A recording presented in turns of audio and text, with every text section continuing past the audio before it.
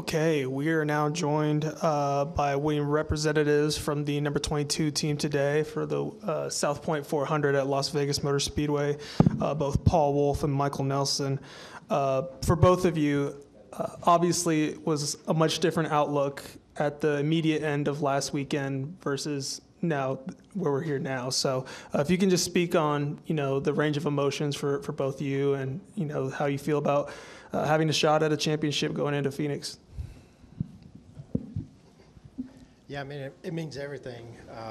You think about the turn of events there in the last 40 laps or so. This team did a really good job last week in Charlotte, and I was so disappointed to leave the track thinking that, that was it. And, they were capable of being in there, and obviously have had some terrible luck in the last few weeks. And so happy for them to make it through. And then, man, this is just such a range of emotions from, the end of the race last week to the high of winning today and being in the championship four. So these guys did an awesome job of never giving up and putting themselves in a position to win. And if they couldn't win one way, they won the other way. So kudos to them and their effort today. And for you, Paul, same question.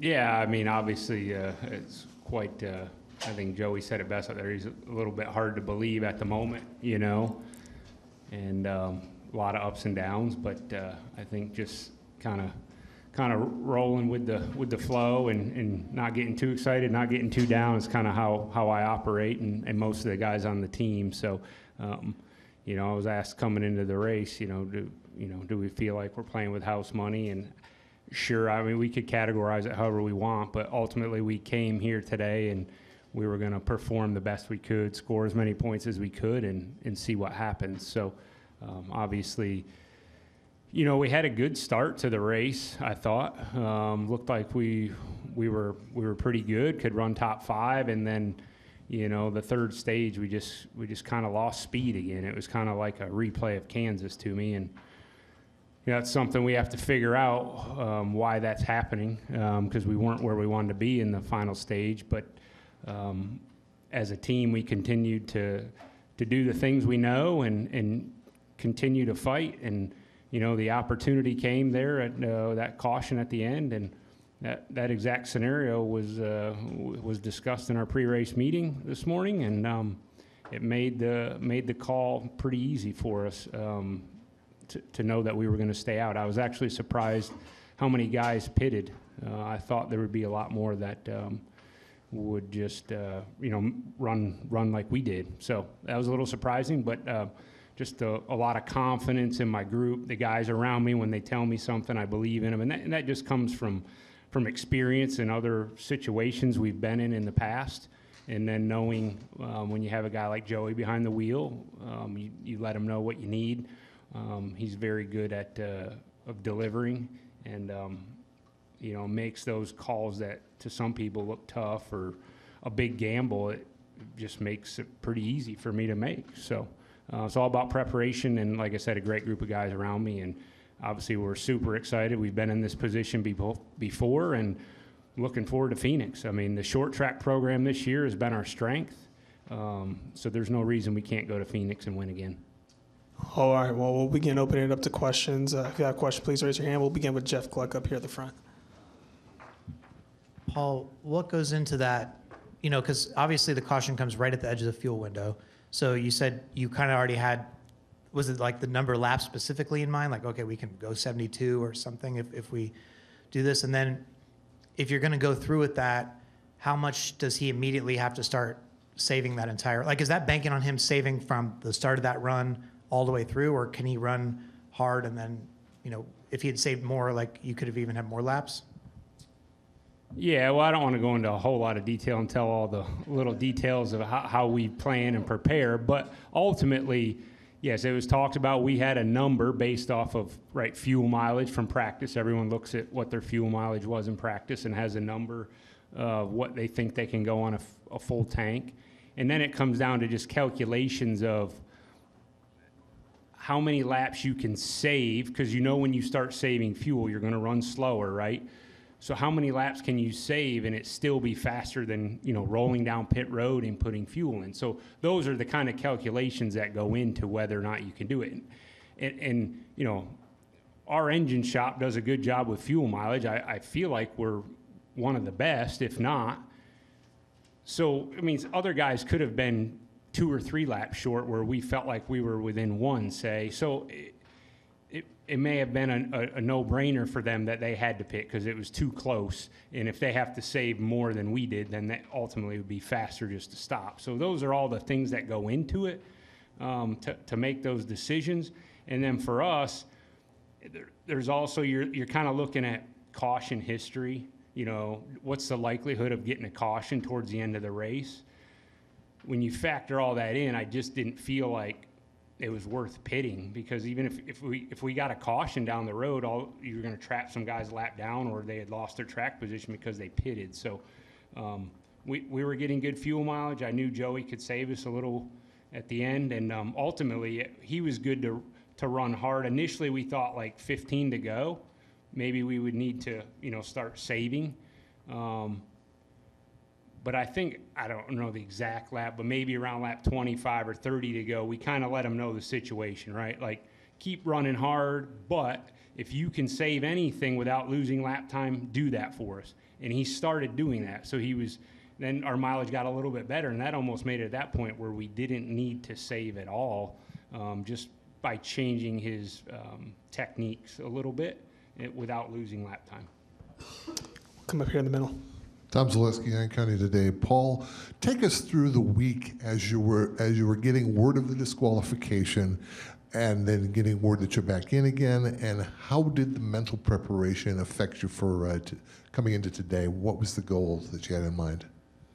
Yeah, we knew, if you're referring to whether or not we were making it into round 8, we knew that Sunday night, really. So when we got to the shop on Monday, it was pretty normal prep like we would for any playoff race. Doing all we can. Everyone at the shop at this time of the season is putting in the hours, doing whatever it takes to make sure we're bringing the best piece we know how.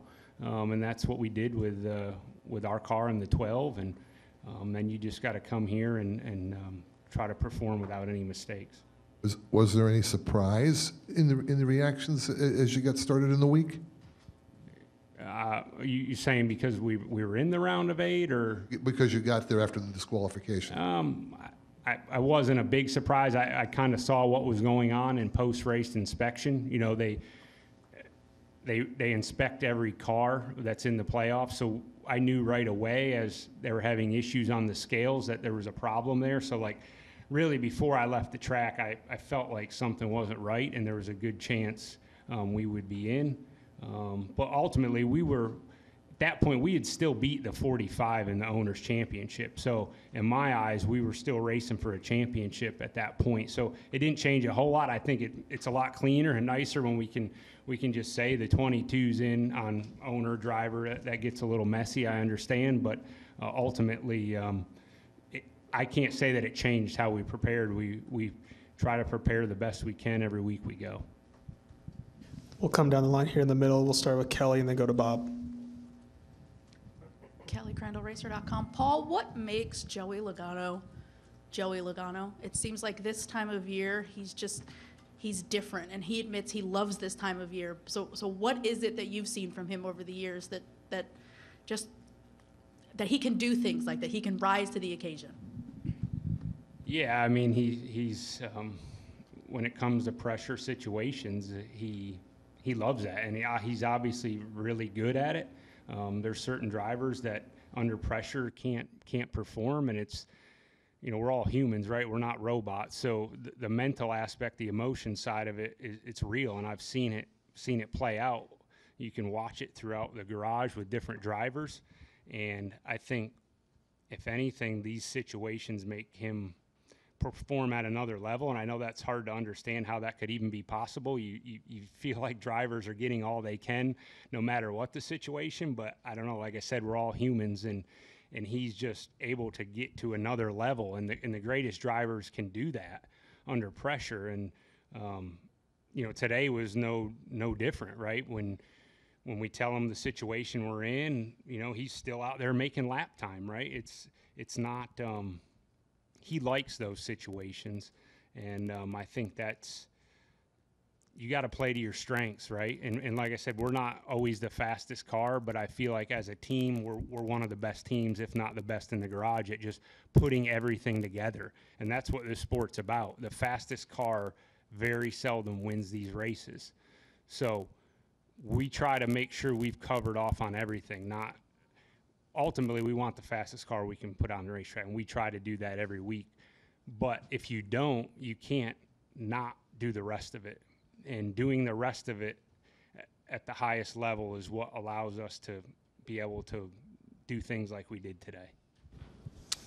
Go to Bob next. Bob Parkhurst, Fox Sports. Paul, Joey had said kind of before the playoffs, I thought if he got to the round of 8, he'd have to win. So if the mindset coming into today is you have to win, is that a pretty easy call to stay out and say, okay, if we run out and finish 30th in points, we're just going to have to go win Homestead or going to have to win Martinsville anyway? Well, you always believe, right, you have to win in this round to advance, or you have to finish top 5, I think, in stages and win. But still, when I say this, I didn't feel like this was a gamble for me. Like, this was because ultimately a lot of guys had trouble, right? A lot of the guys we were racing, we had gotten ourselves above the cut line. I think we were flirting with 6 to 8 points above the cut. So just getting a good finish was going to have us in a great place going to Homestead next week. So I was still trying to be smart with the whole, looking at the whole situation. Like I said, I was just trying to use all the resources I had and the information I had to ultimately just get us the best finish. I didn't really know that it was going to be the winning call, but I thought it was going to be a call that was going to maximize points for us, and that's ultimately why I did it.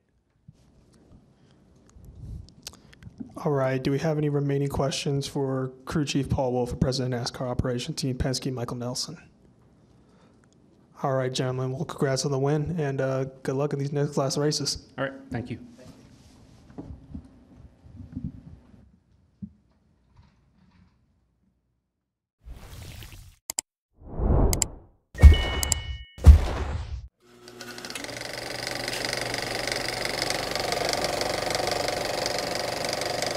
All right, there's the checkered flag. Great job, driver.